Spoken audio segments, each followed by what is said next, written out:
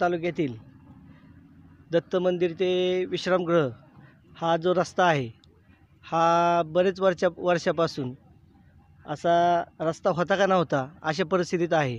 येथे बरेच खड्डे पडले होते। खड्डे पडले असताना गेल्या 6 महिन्यापूर्वी महाराष्ट्र नवनिर्माण सेना करमाळा तालुका व शहरच्या वतीने आम्ही वारंवार पत्रव्यवहार केला, पण त्यांनी तात्पुरते मुरुम टाकून हा रस्ता तात्पुरत्या स्वरूपाचा दुरुस्त केला। परंतु ह्या रस्त्यावरील जी खड्डे होते त्याच्यावर त्यांनी रोलर फिरवला नाही किंवा कसल्याही प्रकारचं डांबर किंवा पक्की दुरुस्ती केली नाही।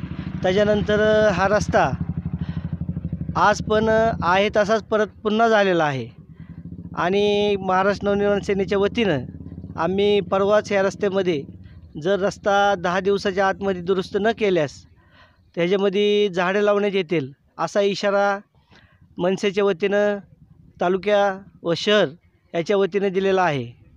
तरी पेपरबाजी करून पेपरला बातम्या देऊन पण हा रस्ता जर होत नसेल तर मग करायचं काय। सगळ्यात विशेष बाब म्हणजे ह्या रस्त्यामध्ये YCM कॉलेज असेल, कोर्ट असेल आणि ह्या रस्त्यामध्ये इतके खड्डे पडलेले आहेत की इथून होणारी सर्व जड वाहतूक ह्याच रस्त्याने होते। त्यामध्ये खऱ्या स्वरूपात जास्तीत जास्त वाहतूक म्हणजे ऊसाच्या गाड्या असतील, ओव्हरलोड गाड्या असतील, तर ह्या सर्व इथूनच जातात।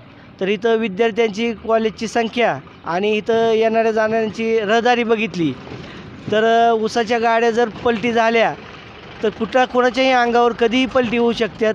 तसं इथं 1-2 वेळा गाड्या पलटी पण झालेल्या आहेत, पण देवाच्या दयाने इथं कुठलीही जीवितहानी झाली नाही, ही आपलं नशीब।